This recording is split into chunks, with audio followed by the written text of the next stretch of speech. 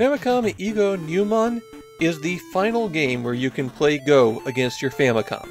It's not the last Go game, we still have several more quiz games to go there. It's just that this is the last Go game that was released where you could put down stones anywhere on the board and play the whole game out. Unfortunately, the AI is completely brain dead. I enjoy playing Go, but I'm not very good at it, and even I can see the huge faults in the AI's gameplay. Go is an ancient board game where two players place stones on the intersections of a grid.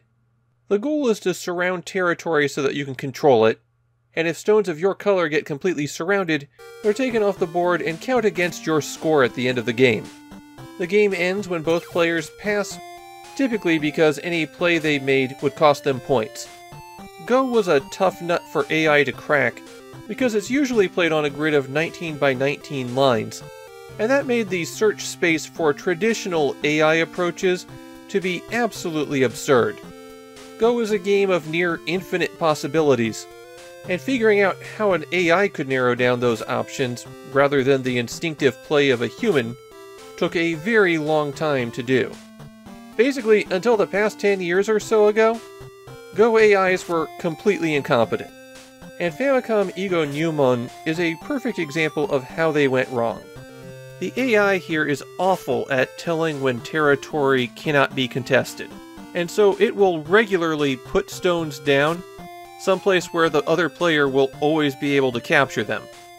And putting stones down in enemy territory is basically a double point loss.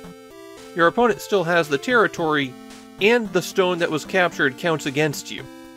On top of that, the AI tends to clump things a lot.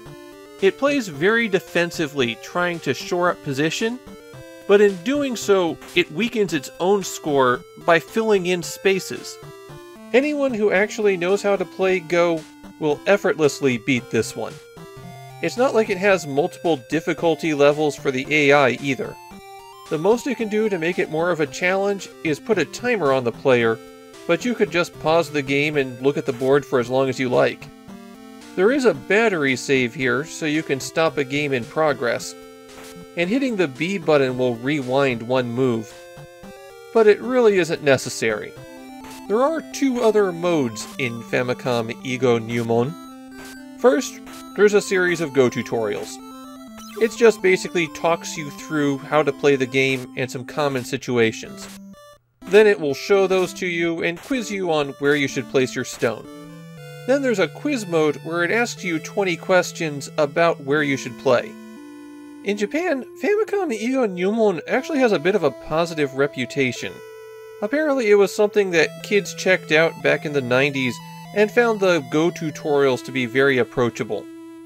But I'm looking at it as somebody who just likes to play Go every once in a while, and this definitely would not be my choice. In fact, I think it's the worst Go AI on the Famicom.